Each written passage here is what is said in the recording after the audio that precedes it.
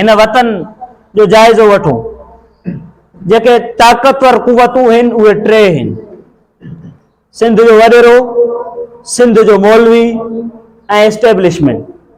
ऐं टिनि जे ज़हनी सोच फ़िक्र, उन्हनि जे ज़हनी सलाहियत खे ॾिसंदो, संजीदगीअ सां उन जो जाइज़ो वठंदो त तव्हांखे खिल ईंदी त बाबा इहे ताक़तवर आहिनि असांजे मथां। सिंध जो वॾेरो कंहिं ते कावड़बो त उन ते इल्ज़ाम कारें जो लॻ रहंदो, बाबा हिन खे ही इल्ज़ाम ॾेई छॾियो।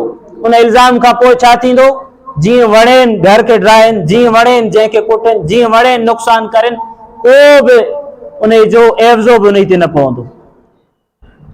सिंध जो मौलवी जॾहिं कंहिं ते कावड़बो त उहो उन ते तौहीन गुस्ताखीअ जो इल्ज़ाम लॻाराईंदो।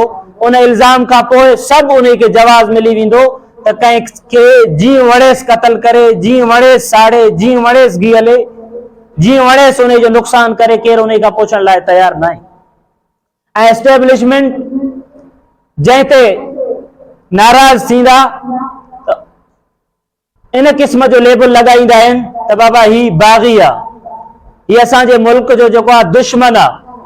त इन क़िस्म जो लेबल उन ते लॻाए करे उन्हनि खे जीअं वणंदो आहे तीअं कंदा आहिनि। कॾहिं कंहिंखे खंभे गुम कंदा आहिनि, कॾहिं कंहिंखे रस्ते में साड़े छॾींदा आहिनि, कॾहिं कंहिंखे क़तल कराए छॾींदा आहिनि। यानी एस्टेब्लिशमेंट, सिंध जो मौलवी ऐं सिंध जे भोतार जी ज़हनियत टिन्हिनि जी साॻी आहे त नाहक कंहिं ते इल्ज़ाम लॻाए करे जीअं वणे उन सां असां पंहिंजा रहियल प्लान कयूं। मौलाना मोहम्मद शाह अमरोटी रहमतुल्लाह अलैह फरमायो त वॾेरो भल ईमानदार तहजुद गुज़ार छो न हुजे, लेकिन अधु शैतान ऐं मुकम्मल फिराउन ज़रूर हूंदो। ये लफ़्ज़ मुंहिंजा न आहिनि, मौलाना मोहम्मद शाह अमरोटी रहमतुल्लाह अलैह जा आहिनि त वॾेरो भल तहजुद गुज़ार मुत्तकी छो न हुजे, पर अधु शैतान ऐं मुकम्मल फिराउन ज़रूर हूंदो। ऐं हक़ीक़त बि आहे।